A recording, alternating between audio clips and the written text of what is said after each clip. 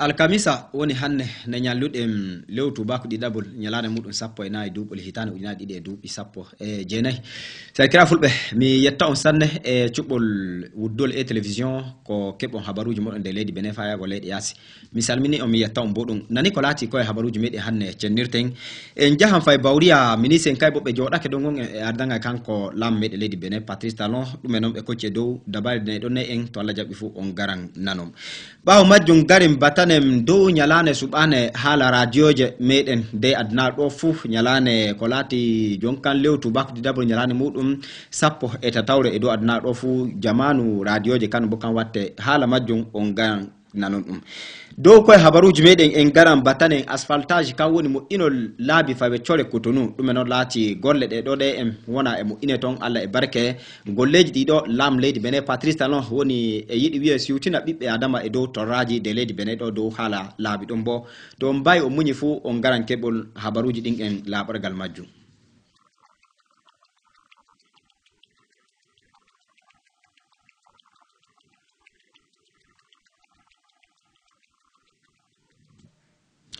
e gonga bawo habaruji mede e ngodi yawtere meden gatten yawtere meden mo kan woni dow lewru tubako di dabol nyalane mudun sappo e tatawre walle bietene UNESCO be jesi be cubi nyalane do ne en kolati teddinol radioje meden tawade de jonkan laddundeji meden di dum wodi nafakka radioje den den Kenya nun jamanu kul wada jonkan do lawl majju nun hanne noddino min kanko Abdoulaye Bombuya lati do radio pulaku mawdo mudum o lati fa hande o do radio ri mawdi gon fawtore gogunu kanko non noddino min jonkan men gada filla e do ko lati nafuda aw wi nafakka radio je meden e do gureje den do filla mudum non Abdoulaye Bombuya assalamu alaikum. Walaikum salam Hamadi no kirde jantam madalla no chawli damano to noy dogguduji noy duro jamaangol wallahi emen dogga emen jetti bo Allah ko hokkimen jammu men doggirta tawodi yetti sanne don lati yewtere meden baaw habaruji meden to Allah jabi wodi sanalla hewtina Allahumma amin en jahan fay bawriya ministre fartongon en jododem be jodake kay bobbe kocci don gon en lewtu ba ko kolgonan en kollo golle nyalane mudun sappo tati ka woni Kenya ardanga kanko lati lam leydi Benin Patrice Talon be jodake be kocci dabareji duddi ten dali do dabareji mabbe kocci arande taw e dow nyallade cede gondon kokkol mudum dow hala jonkan demen don gadol mudun demeji meden dow projet bietenga fida lawol mudun kambe num jugontiri to ko tawe golle de do fu wadama be kebana du fa hanne kujankeji kan bo golle der leydi Benin do lawol majjum be kocci hinde miliyala soji tati ido be kokkata fa hanne gomnati leydi Benin wadi do lawol majjum be etti dereji dimbe jarani di fay bawriya député be to be jesono dum kay bobbe bijo be dara be janga e reji din to dum wodi kanfu den député be hokka lawol do lawol majjum num be gadi lawol godon baaw majjum be garobe be di kade hinde miliyadi di do be ballitinta kambe latibe wonbe golla de gollirde gominanti kawuni jangino be fay ko hori mudum fu be do woduno lewru tubaku jonkan ngolgonande ngol ni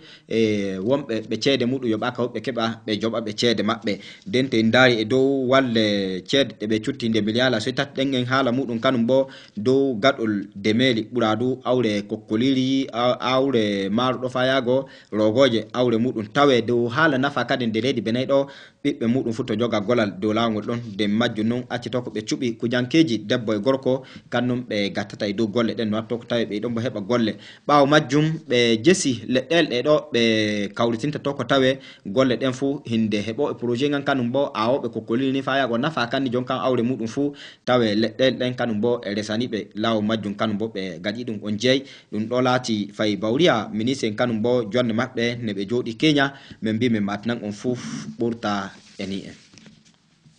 e gonga fa hande en jawtoyta fay bawriya ministre ton be kocci dabare kaden fa hande dabare di dawre ne be jodi kan woni dow hala harakaji mabbe madi fawetore boulevard Marina fartongon en hala dum on andi no ko en latiwa no kure ne gollide mawde tawa dubbe fu sanne to no ko en don hinde kiloji joy kannum be jidi tawe be mo ini dum be balmake laabi din fu dum mo inama fa dum wodi dow lawol majju nun acci to ko fay bawriya ministre ton be kocci dabare ne don bo be matina du fa hande wonɓe nder on andi gollitiɗe ɗuɗɗe noon e dow nokkure nden en jon kam ɓe kocca ɗo mawɓe ɓe tanninta golle ɗen tawi nokkure nden ne moƴƴinama fa ne woɗi projet ngaɗo hocca gaɗo a golle ngan en e dow haala kanko laatiɗo registre international walde muɗum e consultant on en kanko noon hokka golle ɗen jon kan o renaɗe o wattaɗe guite o dano golle ɗen gollitirta ɓawo majjum ɓe kocci dabare fa hande dow ko laati haala jonde sese de leydi Benin ɗo tawe kanum bo ɗum laatake ɗum jokka e dow ko laati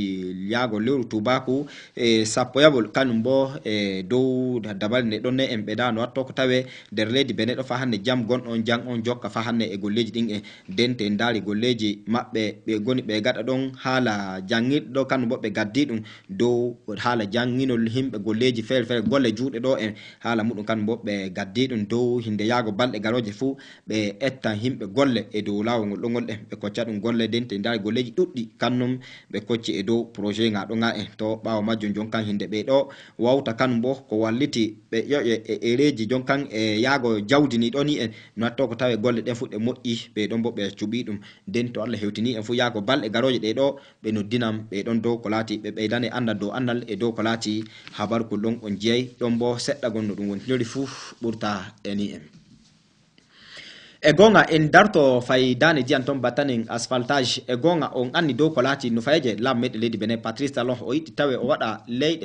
leydi meɗen Benin ɗo gennele meɗen mawɗe ci'e mawɗe ɗen en o waɗa ɗum dow ko laati laabi muɗum fuu kadi neɗɗo ta tokki lawol ngol ta tora dow lawol majjo fawe core Cotonou lawol ngol ɗongol en fawe core Akpakpa fa yago ɗon ago Tigon lawol ngol ɓe jiɗi tawe ɓe moƴƴinagol ɓe balgongol to golleji majjum non fuɗɗi ɗon gon en golle ɗen bo dow filla kanko Romiyal Alavo o wi gonga ɓe keɓi torraji e majjum ngam amma ɓe cakitake himɓe kamɓe e laatiɓe wonnoɓe laabi ɗin jon kamɓe notike bo ɓe jardake ɓe kokkiɓe laawol ngol ɗen ɓe puɗɗi golle maɓɓe faye woɗa hinde golle ɗen en ɓe gatta ɗum aɗo hinde lebbi laso amma joni ɓe goni taw lebbi maɓɓe ɗiɗaɓe kannum ɓe goni ɗon on en jon kan e golleji maɓɓe ɓe mbi bo saɗorma gon fu ɓe gala ɗum golle maɓɓe ɓe gollanɗo fa ɗum woɗa dente ndaari ko ɗuɗi maɓɓe ko woni e dow nokkuje ɗen en gonaɗe e moƴƴine ɗen ɓe mbi gonga ɗe tiiɗi yo amma hunde ko nafata jama'are nun gan e gonga ike ta yiɗi wiye a sa'i ɓoccoɗe fu sayni pusaɗe non ɗum latto torraji kanno on amma moƴƴino lawol ngol ɗen to ɗum gayni dow fila kanko Rufin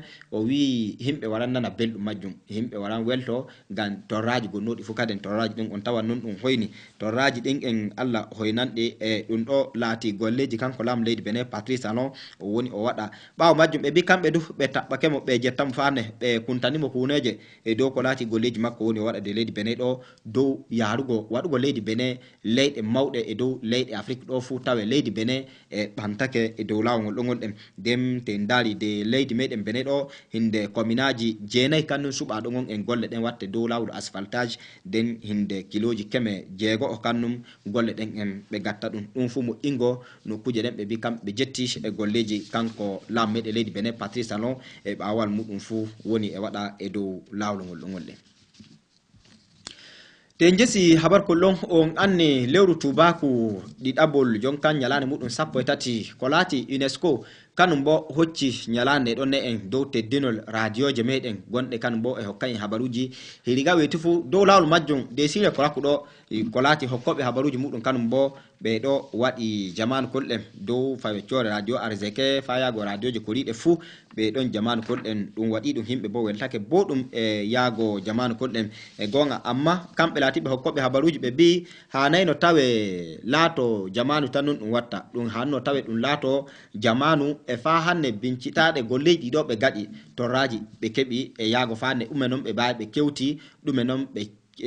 mbaway ko waɗi e dow duuɓi jawtuɗi ɗon nin e nden ɓe keɓanno ɓe daara noyen ɓe gatta dow fila kanko honoré adagbe haala makko o waɗi kannum ɗon on en ɓawo majjon kan on anni to wiyama radiori fuu ɗume noon woni gollal muɗum nafuuda muɗum kan woni hokkugo habaruji nafuuda muɗum kan woni waddugo weltare nafuuda muɗum kan woni wajago himɓe e dow nokkuje muɗum fu ɓiɓɓe adama e gurnam muɗum ɗum ɗon on laati golle radiori to dow lawol majjum jon kan acci to ko on anni hannde nokkuje ɗen fuu fade woɓɓe wi to hande ɗum ko wite réseau sociaux kan woni ta hocci whatsapp uji en hande whatsapp kanum bo e ardi yiɗi wiye kanum bo ardake radioji ike ba lawol ɗum woɓɓe wi aa ɗum kay whatsapp garki muɗum internet en fu warwa walla radio je gan joni a heban habaru gonɗo nokku gon den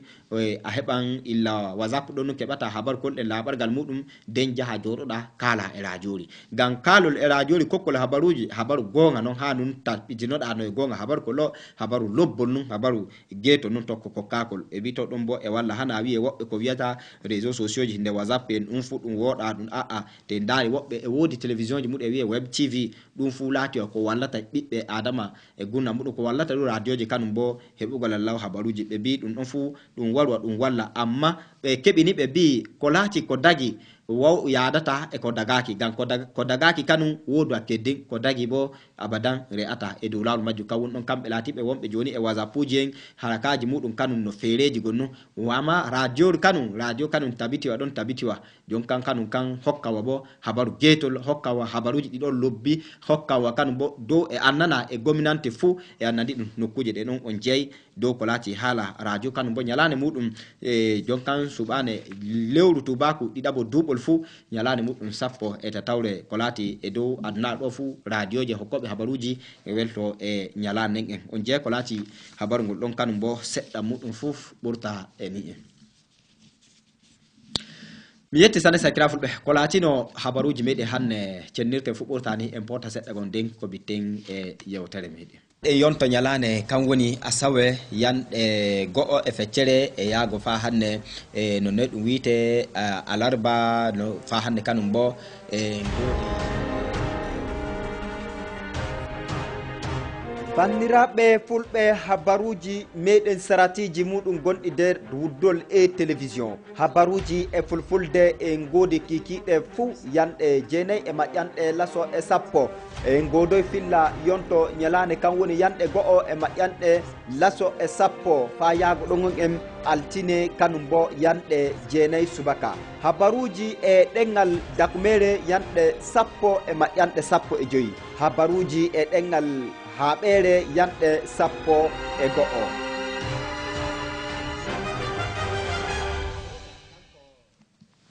mi yetti san sakira fulɓe ɗum laati wakkatiji amen illa darnogal e télévision ɗo fuu ano yiɓɓe wiye on gatti hakkiloji muɗum e golleji feere feere min gatta mi yetti o sanne en mbitta e dow ko laati yewtere meɗen kawoni haala radio je on anni lewru tubaku ɗiɗaɓori ñalane muɗum sappo e tatawre e dow duuɓol fuu ñalane ɗon hokkoɓe habaruji e waɗa yewtere e dow majjum e waɗa kanum bo weltare e dow ñalane ɗon en dow haala radio le to ngam majjum noon accito ko hannde min kocci min mbiya ɗume noon laati nafuuda aw nafakka radio je meɗen tawaɗe e dow gureje meɗen dow fillaka ɗon noon e jewtidamin ɗo e sakke meɗen Abdoulaye Bombiya e dow lawol majjum e gonga mi wara mi ƴama taw Abdoulaye Bombiya mi selmini kadi e maɗa joni to wiyama radio ɗume noon wiite radio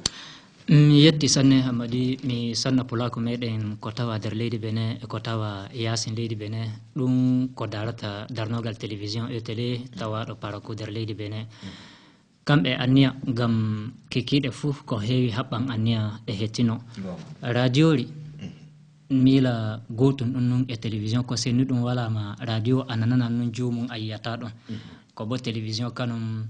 a yiyan jomum a nana bo ka wiita radio ri laati nun to dem guinewol ngol ɗo nder muɗum bawta ko waɗi filla ko hokki habaru ko hokki jeygal ko noddini goɗɗo dem jomum to woni fuu heɓa nana ngam radio ri laati nun haalaye ngel gaɗata suudu ɗo e nder leydi Benin haala kan ka sankito nder adunaru nu en no fuu nani ko laati radio seɗɗa to woti e gonga radio ri laati noon finanane ko jiɗɗa fuu ngam joni ta waɗi haala fuu nokkuje ɗen fuɗɗi tankitinto no mbiɗa wala sikka to e gonga hannde te ndaari radio fuu ba laati radioji na e radioji ɗen kanum bo e seedi radioji e seedi hannen oto en kuuƴi radioji e seedi gam taw radioje himɓe waɗoɓe ɗum ukke ɗiɗin tawa radio ri ni gomnanti annanina on radio ri ni joni jawdigon bo hokkata na ceede muɗum sooda waɗa kan e hoore muɗum ko wiyete privé na on ndem to en kuuƴi radio ɗiɗi ɗe ɗe ceedu nun ɗon en ni gomnanti dawranta kan gollo e muɗum gomnati kannu yoɓata ɓe hane jonto en kocci radioji meɗen mawɗe nder leydi bene ɗo en ma télévision mawni leydi bene ɗo en ɗe ɗon kanu gomnati kannu yoɓata ɓe gomnati kan hokkata ɓe guineji kan wallata ɓe ni jon kamɓe keɓa guineji irin ɗon e banno amma radio ni halal hane jon hanne hammadi am keɓa jawdi maɗa desa ɗereji maɗa to waldere hokkore lawol radio waɗe wiyane hak to ɓe kokkima lawol gaɗɗa radio maɗa ɗon kan hammadi jeeyi radio muɗum amma ko jiɗɗa bane gatta ɗon e woodi sariyaji ɗi tokkata ɗiɓɓe towbutu tokkata nden kan annu jeeyi radio ɗon ko sendi ɗum non ɗon to nder radioje ɗen bo ɗum wawama hane joni mbiyen koccen lawol deme na fami joni to wiyama deme kan dengal nu kan wono ɗume to wiyama radio joni ko heewi ko yiyata kan woni batol kan woni kokkol habaruji gaɗol fina nane to radioje ɗen nder deme to en koƴanɗon to wiyama deme kan deme nun amma nder deme ɗon remoɓe ko kolirina on remoɓe hottollona on gawrina on gaɗoɓe dunduwana on iri ɗum ɗon e banno to joni noon radioji ɗen bo seediri nder radioje gon a yahan kamɓe kan jimi tan nun ɓe gonani jimi iri ɗiye ɓe mbiyan kamɓe waaju diina l'islamagal tan kan tan ɓe garta gollal muɗum radioje na on ɓe mbiyan kamɓe kan waaju diina krista kan tan ɓe gaɗata radioje na on wiyan kanum dengal tan tan num batanta radioje na on wiyan kanum kan durande tan tan num batanta to ɗe ɗon ka wiyata radio thématique hina e woodi kanum bo ɗelle ɗe ɗo ɓe radioje fu kanum bo suɓata wiye ɗengal ngal ɗo tan haalete ɗon ɗon bo heewu nun hannen wakkatire ne ɗon e arande den tubako ene warno tubakore nen num ɓe ñoƴƴani en ɓe mbi kayre tan num jon kan niɗɗo tilisine e wara e batta francire annin yahi wari nder leydi meɗen bene ɗo radio meɗen mawni ORTB no e jeehi ɓe gari ɓe tawi a leydi bene e leyɗe ɓaleɓe gonɗen en goodi ɗelle meɗen enen e koye meɗen ɗelle meɗen ɗe en e hannde enen bo tekkinenɗe teddinenɗe je ɗum wiugo ngam bo kokkol habaruji e tubakore tan tan finne fuu ɓe meɗen ko heewi bane nanata francire gam to en koƴan dow himɓe hewre e leydi bene laatiɓe janggi francire ɓurta himɓe lasoji nawe ɓe ɗo ɓen to habaruji ɗi hokkama francire tan a ani ɓe nanta nden ɓe keeɓi hakkillo sey ɗelle ɗen bo ɓe puɗɗa nannugo ɗum nden ɓe kuuƴi ɗengal dakumere farto dane ndiyam ton e ɗengal gongal ton e yorbare en ninni e soɓɓire meɗen ɗo ɓe kuuƴi haaɓere ɓe kuuƴi dendiborore ɗelle ɗe ɗon ɗen yahi wari fulfulde meɗen bo naati duuɓol ujunere e keme jeenayi e lasuji 37 to mi yeggitay fuu duuɓol ngon nu fulfulde bo sorɓa jon kan e ɗelle nder ORTB to yahi wari waroy tawa a hunne ɗum woodi nafu e sanne no habaruji ɗin fuɗɗa e hokke e ɗelle wiya to joni nder duuɓol ujunere e keme jeenayi e lasoji nayi e sappo nden ko wiyete démocratie nakki muɗum men laawol saria wurtina wiya commune aji hokkete laawol o waɗa radioje hande jon onon commune to on gayni to on goodi wallergon on mbawan gaɗon radiori muɗum jon kanni laatoni commune kan tilal ɗelle gonɗe ɗon ɗen kannum batete ayi ko daga ɗon nun ɗelle bo fuɗɗa e watte joni nder janɗe batoje hanne bo a yi no radioje yajiri nder leydi beneni ni fuu commune fuu jaaɗa ko heewi kan a tawan ɓe goodi radiori maɓɓe halal golleji maɓɓe ɗelle maɓɓe kan tan num batante ɗon nani ko senni radioje ɗen seɗɗa mi yetti sane Abdoulaye Bombouya e gonga laaɓargal laaɓingo hunde fuu ɗum wooɗi e hande ten daali to wiyama radiori nafuuda muɗum woɓɓe nafakka radiori e nder gureje meɗen hande to tawaɗen te mbiyan ɗo radiori e dow nafakka fulɓe gam anen noon woni e laddundeji ton e nokkuje ɗe ɗo ɓadaki ciye mawɗe ɗume noon woni nafuuda radioji kanum bo e nokkuje ɗe radiori ni jiiɗani ɗo hammadi ani woodi nafu e sanne nafu e mawɗo noon woni e radio min nanano dow tiɓe gon e wiya ike kuƴƴe tati kannum accata niɗɗo waɗa hakkillo nayeraku na duuɓi ɗuɗɗin ɗon woɓɓe wiya woyne buusiɗo yahi ɗo wari ɗo woɓɓe bo e batana jande amma mi wiyan radio wawan natugo nder kuƴƴe nayi ɗe en ɗum heɓa ɗum heewa ɗum wallontira ngam mi yi'i fulɓe ɓe yahay abada jande tubakore ɓe yahay abada jande fulfulde ɓe janngay abada modibare amma hannen ta yehi ta wi a fenanamɓe dow ko waɗi leydi gon wallahi ɓe ponitinte ɓe ponitin ga e biyete awo gam illa ko ɓe ummi radiori ɓe kettintoɗo nun wakkati fuu kettinaɗe maɓɓe radio yottake to jon kan leydi gon ɓe anna ɗum an jangogon du a wawete ƴamego leydi ndi waneri ndi ɗo ni moy woni laamu muɗum tampa kanko on o wi'e dawo bin nanino o ɗo no ani pullo abada kanum bo wiyata e anni no wiyete ma bo ɗum ƴame ɓe bin leydi wanere bin moy woni laamu muɗum me ana joni mi hocca jon leydi niya kan leydi Congo Kinshasa ko e piɗi ɗo ɓoya Félix Tshisekedi laami e anni Joseph Kabila ɓe nananno e wiye no ɓe ƴame ta wi Joseph Kabila wiya ma bo ɓe jeeɗo ta yawti e biya aseedu o anna goɗɗum min duɗumi to hannen radio je ɗe e barke muɗum fillaji gaɗeteɗi nder ɗon wajuji gaɗeteɗi nder radio je hannen acci fulɓe hettintoɓe radio illa ko ɓooyi wallahi e weeti kan woni ɗume hannen to wari e siire e anni noyi waɗɗorto motere to tokki ɓaleyal e anni noyi num waɗɗorto motere to wari nder lokotorare woɓɓe e annita ñamama anni bato ƴamay ngam pullo yawa ƴamugo bato ñamama annita ni wara holle an janguɗo gon wiya ay wo bin ɗo kan la soru an hoddi ɗon nani bo o wi goɗɗum o hokkitayam bo kenje mbiya gonga no o wi mi annitime to ɗum ɗon butu kettinaɗe radio ɗe kannum annen findini hakkilloji ko heewi ɓeɗo hettintoɓe radio titi o ngam fulɓe gonna on hannen ta yehi no hettinorto radio wallahi e ɓuri ba enen woɓɓe ɓeɗo wiwɓe jangi tubakor nen enen dubaka jangeten habaruji ɗin to winna ko heewi meɗɗe hettintako nder laddeji toon kamɓen hettinto to ɓe kettinake ɓe nanan ko waɗi ɓe keɓan hakkilluji kewɗi a yii ɗum ɗon e bannu nafuuda radio ri kam e heewi sanne en bawta ko lenti ɗum ɗo ngam wala fu nder radio ko niɗɗo nanata ko jiɗɗa fu to an sumpo nun jiɗuɗa a nanan sumpo nder radio to weltare nun to habaruji nun to jon kan ume nun ngam radio anni kuƴƴe 3 fa yago kuƴƴe 4 kannum wonani hokka habaruji waajo jangina to en jiɗi biyen ndem weltare bo hana jon fijirdeji en ɗo kan acci ko to en gayni habaruji nder radio ri jimi bo en gatta ɗum seɗɗa geɓen mawɗo meɗen wiyata ɗum baniyero ike kosam do boyri yarama fu na to boyri wasama handum kosam bo toɓɓe ɗon a tawan nun ɗum fu ɗum nangontiri to nonnoon jimɗin ɗi gayi radio ji gonduna on e sutta wakkati wiya oɗo on wakkatiri ne ɗo nen kanum kam jimi tan num sumpo nun ɗon himɓe goto batoɓe ɓen wara e fiya jimi ɗin jon kan e takki ɗon en e waɗa hane bardaku ninni tawa woɓɓe ɗum wela ɗum sanne jimi ɗin a acci a tawan num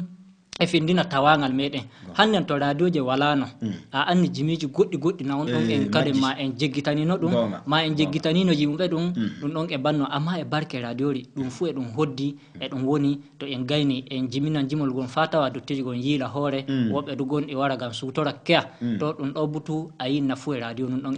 nafu e radio goɗɗo na on dow ɓe annano nafu e jande nder radio wajuji ɗi nanata e waɗa goɗɗo waylita dabare wiya a kanum bo sey hokka suka muɗum jande gam bo nani hanne wajugo oɗo winin ni oɗo winin ni ayi ɗum ɗon e bannu nafu e radio kam wallahi to baɗɗen fu jemma e ñalowma radio nafu e muɗum wonu nun e meɗen gam to ko boni gon wari nokku tilal radio ɗo nun nanata ta yiɗno yahugo nokku go a nani a iblisa gon na on farton hanne a anni a ruttoto non to bo wiyama ko woɗi gon na on farɗo hanne moye fof a doggiran nun ton nafu e radio en mbawta ko lentidi ɗum mi yetti sanne Abdoulaye Boumbiya e gonga radio ri kam woni hunde fuu ko radio waddanta neɗɗo e gunna muɗum e mawni on nani o linsanake en ko laati kuƴƴe mawɗe ɗe ɗo woɓɓe hannde ta yottake pinal muɗum heewi ta daari ɗum fof amin jottana jannguɗo no nayi bo o yahay jande lekkon ɗum fof pinal e radio ni nin kannum ɗon finne fuu joga anni fulɓe kamɓe mbiyata ɗuma pullo e radio ri muɗum to dow lawol majjum garan mi meji radio je e heewi joni nane e filla maɗa a haalani no mbiɗa woɓɓe e waɗa radio je joni radio kalanowa dengal radio kalanowa durande radio kalanowa ɗum fuu e laati ɗelle ɗe ɗo ɗum suɓete ɓaawo ɗengal français tawa ɗengal go wattama to mi yi'i bo dow pulako kanum fa hannde taw ɗum heɓaki fulɓe wala woni jawdi na fulɓe wala woni kanum bo fa hannde anniya heɓugo na radio ri woni wela ɗum kanum e dow lawol fulfulde radio kan en ƴantana wela ɗum e weli pullo kan radio ri kan en anni gam radio jo gonna on to hina fulɓe du radio ni wuratago radio jo gonna on hannde taw hina ba anni batino ka joni pullo kan to yama fu wiyete nun go kanko yidete kan woni radio ri muɗum to radio kan hina andi ɗon ka e weli joni ko hoddi o tawte mi anda salari na dullere paman non mila dullere paman non gam ton hocci misalu tele pullo jom do tegal bato noy nun wiya o wadda bo to o yidun tegal makko o wadangal pullo to yidu non gam faami don kan nafue gondo don gam e yidi ko woni don to jiida radio de be gala be gada dum be gala be nata e lawol mudum mi mira min kan dullere pama ngan non jacci taw hannen o der leydi bene gonganu radio ri wala taw ni do latini fulfulde tan num batata wala hane jonko e radio je der so bire leydi meden bene do radio je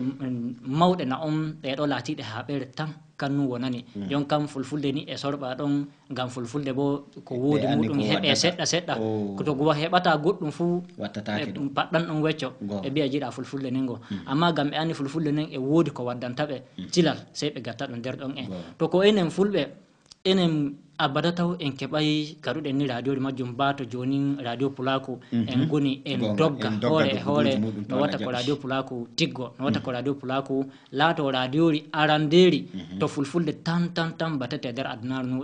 en goni en gada anniya majum derni leydi meden bene do taw fa ccc du yaha yasin annin hina wiego enen tannu handi wada dum enen tambane wodi lawo goddo niddo fu wodi bawde mudum e wawi wadugo radio ri mudum fulfulde gam wakkati walde wiyane hak hitantone jon kan sandarma e meden biyammi be kokka lawol ba jonin nyalaade jawtude do be kokki lawol jiddo wada radio fu wadda dereji mudum resa fota tanni on godi waldere mudum der genni mo to on godi waldere mudum waldere nin inne mudum nun desirton dereji mudum radio ri bokko cede ko wadata dum hakune milioji laso yago milioji laso e sappo heji wada radio ri ko cede den to en ko jan dum to en dari jawdi himbe meden go jawdi ko dutti e meden go wodi e wondi der ladde e halka dum kanko e kan e hore mudum e wawi sutte sedda go ni jawdi ni do jowe mudum nayme jowere hane wore ni en e wawi wadugo radio ni tawani tigge nokku lobbo gollobe wodube hebe watte don dem ko hoddi o do on butu wade ayi dum mila en bayi wadugo dum amma taw dullere pamangal kan woni yottake don mila en gon don en pamina jamaa meden no e hande dum durwa dum nata der lawol don bo keben en fulato den gotum to wodi joni a wadi fillagon biida joni e do radio je godde be koccan num fulbe gambe anne ko fulbe nannata to hina radio bo wodo don ko nannanta mudum fa fulbe kanno lati ko wattata jawde mudum radio ri a anne joni no dum wayi hannen o finamba goddo labay finamba goddo habbay tegal finamba goddo bangay finamba goddo mayay finamba goddo wadanaka wura ma jamanu belmu gon irdun don e banno radio ri ta wodi hawrine awawan ko noddidum wara hocca hawrine mada ya hattedinane gam batango hawrine ma der radio ri teddingone no imbe fu nanante faman bo andako bulinol ngol bulinda wodi du to lawrun gadda to bangal gadda to tegal gadda to debbon ko kodada irum don e bannon joni a wawi ta wadi dum fu jamanu majjum gara radio jetta wallube ma bon matina jamaa a wodi jamanu mudon to amma jinnun goddum a wawan law gara radio kan tannu wawi batugo hakune min tay gotel ma dangel gotel to bati tawa der adnar butudun nanama to jon gay ma dan wujja jafara gay ma ambane gay goddo jon to wujjama gay goddo to wujjama joni gara tawa o wara o bata jon to o bati fu ka finama lady bene butu nani fa ya halede yasin bene en nani to radio ni ya hata kam butu to tawa himbe wallima gam goddo kan wiyan a gonga mi yigetti din en hankin be paltake do ma bo goddo wakati batuda den kanu kan e yabe sikan faabe don to dum don butu gadol mudun cede yobete cede den dara iga fortonu kemedidi do en faaya jonkan to hoddi ton cede de don en nyalane fu to radio ri noti nun to gollobe lobbube awodu dun nun hokkobe habaruji yettabe manetebe atawa nyalane fu awa hebugo hane forto kemedidi awa widu hebugo ba million nyalade ko nyalane wore deke to inu lumo way jata keba cede don en ayi radio ri nafu e ko wodi goddo nun don en mani do wadi radio ri to hebi gollobe wartini gite hokkini gineji ko hande gan don woni don en gollal gollo e ko gollirta atawa nun jawdi kan wadi don kan wala esika non woniri wodi sanne on nani joni Abdoulaye Bombi abbatani radio pulako e gonga hanne to wi ama e wodi maw medem wonbe e do gureji medem wonbe e do nokuje den fu mawɓe woduɓe bawɗe ko wawta ko walli ko laato radio pulaku daro radio pulaku waɗa semme radio pulaku waɗa ɗaɗi kam majjum pulaku en ela ɗum haɓɓa anniya kano bo e laawol ɗo mimiji tanne ɗum laatake doole ɗin laatake cilal noon ɗum tisinake pulaku kanum bo jeyta hoore muɗum e dow kuƴƴe ɗuɗɗe ngam e goonga hande joni radio pulaku en godiɗo e dow wasapu ɗon nun woni hande bo radio pulaku to jangata haɗa Allah tan anni to ɗum yata to ɗum daroyto e dow kokkol habaruji ɗin e kam woni radio nin ni weli himɓe nani belɗum ngam hande ni wartani ɗum woɓɓe hoccanno ɗum jon BBC Africa ko nanno habaruji ɗum fu Allah e barke golleji radio pulaku ɗi gaɗɗa acci himɓe fo hanne e nana habaruji ɗin en e ɗengal muɗum e weltini e woodi a yiya noon neɗɗo a fottanɗo e takki téléphone muɗum e newru habaruji woni hettinoɗo to mimiji ɗum fu laattono hunde mawɗo ko wallata pulaku kan bo tawe laawol ɗon ngo maɓɓitake jonkan himɓe teddinagol tan ɗum holi teddinol maggol kan woni e kawtol jawdi noyi ɗum watta to ko tawe e konga fu ko radio pulaku nin hande ni daro ni waɗa semme e nder aduna ɗo fu no waɗata on saɗa jawdi nin nu ko bo hanne radio pulaku no foti yaajugo jawdi nin gooto fu hammadi to sutti buuɗi ujunere wiya nani ɗo min ujunere jiɗum gollitoroɗo nder radio pulaku heƴi gaɗen golle radio pulaku ɗuɗɗe heƴi du cooden jayri meɗen cooden jayri nin mahen suudu meɗen halal meɗen gatten guineji meɗen wona hayadu gaɗeten to moy fu ñoƴƴu nu hokki hane buuɗe ujunere annin hamadi ndiɗɗo bata gonga muɗum e hande mi yetta pulaku e hande mi yetta suudu baba fulɓe me leyɗe meɗen africa ɗe fa fulɓe meɗen wonɓe yasin leyɗe africa hane joni fulɓe meɗen ɓe wala do nder radio pulaku woɓɓe ko nani bojji an walliti sanne a ani dow lawol majjum kanko alaji sayi alaji sayi gonɗo niger woɗo wiyata alidi ba ɓe ummake illa leydi niger fa amadou grand marché e jon kan hoddiɓe ɗo en ɓe gari fa ɗo ɓe gaddani en ceede radio pulaku wallaka muɗum baka ɗon woɓɓe nawon feere muɗum hokkoɓe annin to ñaw ngon woni walama wakkati kanuɗo hokke eno handi hokkire ɗon on nun taw batu hoddi ngam hannen joni to min mi woodi gayɗe ɗiɗi komi yiɗi mi sukka gayɗe 5 ko mbiman balla an gayɗe ɗiɗi ɗe hande nun ɗe goni amma gayɗe ɗe 5 cukkoyten ɗen jango nun haala muɗum mi wi on gare balle cukken gayɗe 5 jango ɗen jon kan hina himɓe 5 on handuno ɗon moy fu wara a tawan goto fu to sukki gayka gota ba heñay to tawa himɓe ɗiɗon wari nani mi woduno gayɗe an ɗiɗi hanne gayɗe 5 jango ɗen kan himɓe 5 nun to en fu en kawrita en mbawta ko waɗi ɗum noyi gaɗanmi taw hina gayɗe ɗiɗi ɗe hanne ɗen nun taw sukkete to ɗe ɗon sukkama kaden himɓe noyon jacci ɗum farto gayɗe 5 ɗe to ɗe himɓe tato ngam 5 yiɗano ɗiɗo ɓe ɗo to ɓe gaɗi fu kada e bittoyta kamɓe gaɗum ɗon baka maɓɓe ballol ɗam ngol moy fu milongol ɗon nun woni ñaw radio pulaku hanne to wiyama gadden ceede gaɗiren gollal ngal ɗo ngal ko heewi e dow ujunere a tawan buuɗi hewren heɓotoma 200 to 200 ɗen gara tawa jonkan faa ko keme no wiyata 7 fortonayi koddiɗe ɗo waroyta ko hebba ujunere ɗe tawa 200 ɗe kanum kan yolake nokku ayi jonkan nana yoofa ñamatannaki nonnoon kam bo en ɓooyan en jottaki anni yettore Allah ngam Seku Moussa dariɗo gonga e gonga no watta ko radio pulaku daro o waɗaniyam ballol gon o wi ko Allah ɓanti ta yiɗi yoofu ike yanata annin ballol gongol bo wi ba ta enci leggal a noddira Allah bo ta yaaɓu jorngal ta yoofu bo a jogori tiiɗi kan woni ko ɓuuri wila ko handi pulaku meɗen faman ɗon ɓe jette sanne wallahi debbo e gorko pullo ko hettinto radio pulaku ko nanta belɗo radio pulaku annin to pemulol heñay taw pemulol heñay woni sey fahin kaɓɓen anniya e ñoƴƴen gaɗen bawɗe meɗen balliten no handi ballitiren e gonga to pemulol heñay en mbiyta e jonkan ɗeɗol baliji heññi ɗum fu ɗum woni e gonga hanne joni nane e dow habaru an ngol koccumi dow haala nafuuda radio je joni te ndaari wiyama ike ɗum ko woni e sariya kam ɓurta ɓoyugo ko wona e sariya ɓoyata to hanne noynu laataw jiɗɗuɗa laataw wiye radio pulaku kanum bo laatoto gam taw en mbita radio pulaku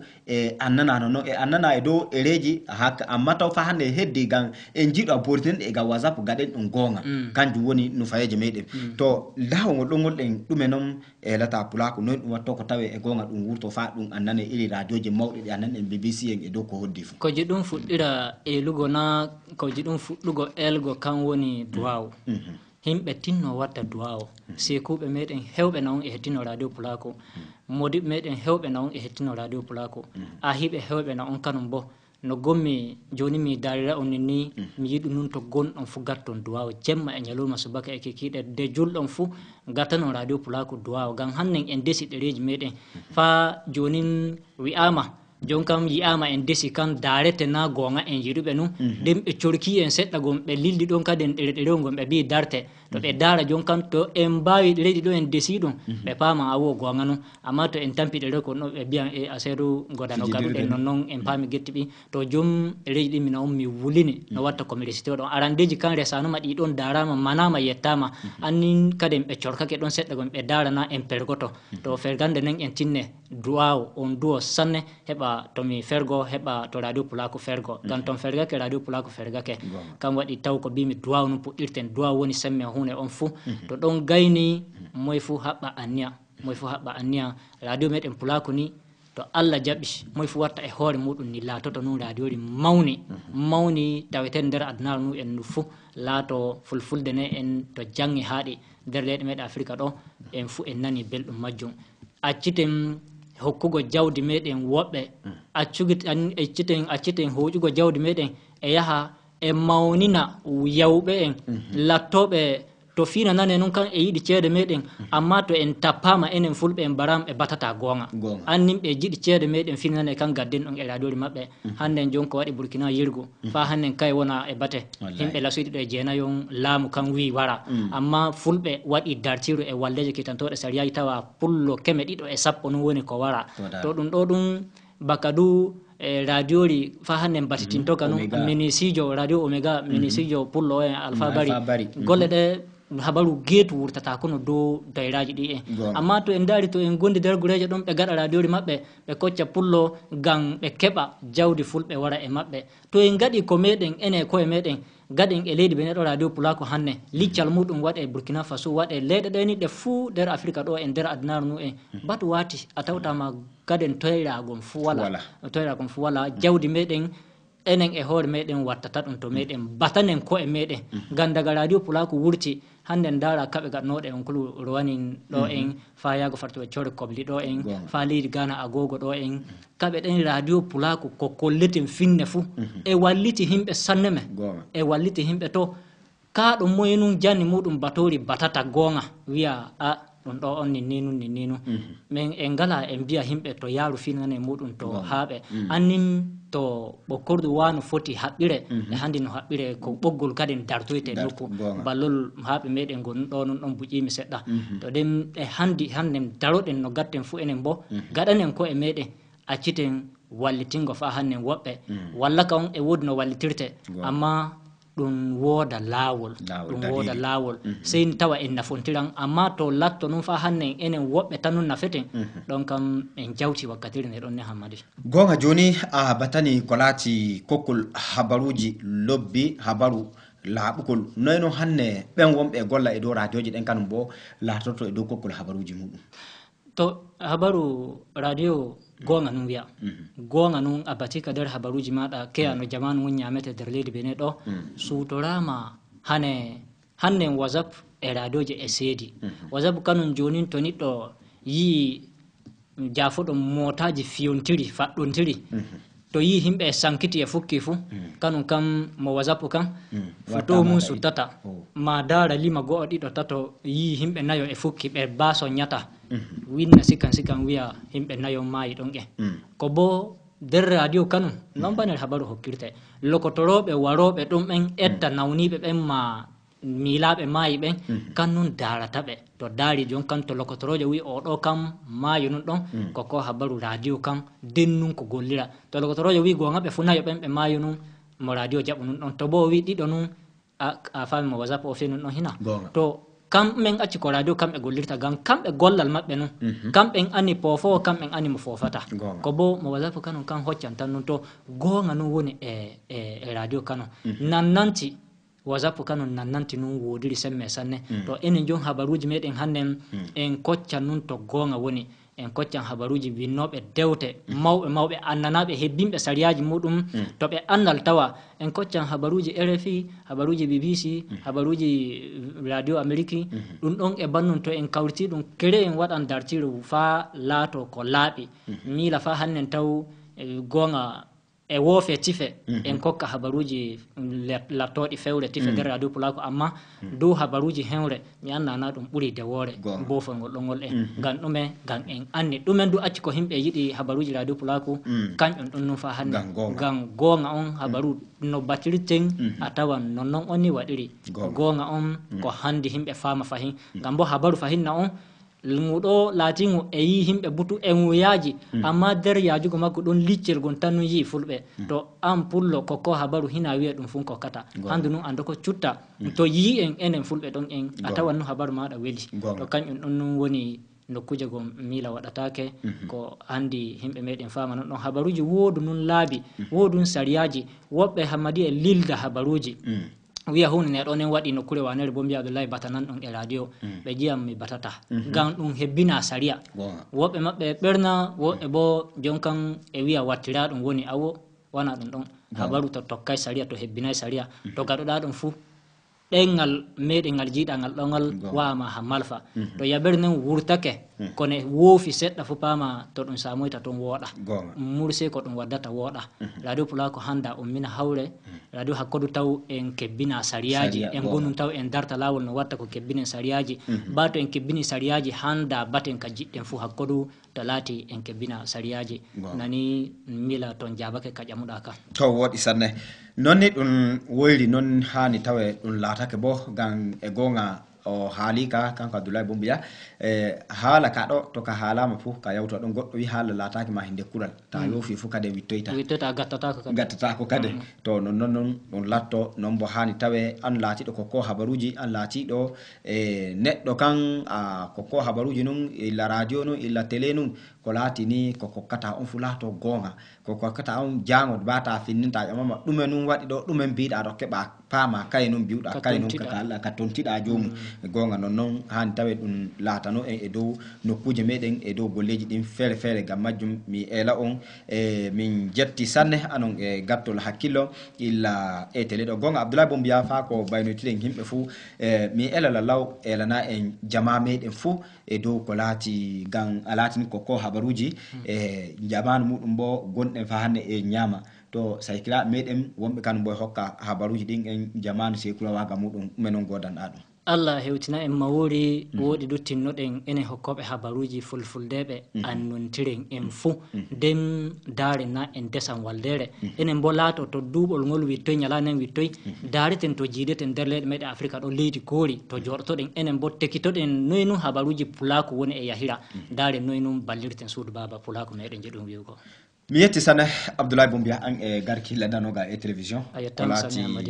hanne habaru meɗen e yewtere meɗen fof ɓurtani Allah holla en jang kadi awa gota on e ladanoga e télévision sakira fulɓe mi sanna on mi yetta on anon bo boɗum ano e cuɓol e télé moɗon e dow ko laati habaruji fa hanne e yewtere ɗo min jetta on sanne Pulako le tugal gogal so ɓuuri hoore fuɗo emen nana on gatti hakkiloji muɗum e ladanogal ngal min jetta on do fa hanne e golleji ɗo men goni men gaɗa emen jetta on ngam men anni o gonɗon emen anni gite muɗum e wonɗon mi yetta on sanne mi wiyan kadem Allah holla en jango mawnen ɗon on en to Allah jaɓi mi salmini e dow muɗum kowa muɗum fu to tawa e gureje meɗen e debeje meɗen e ciye meɗen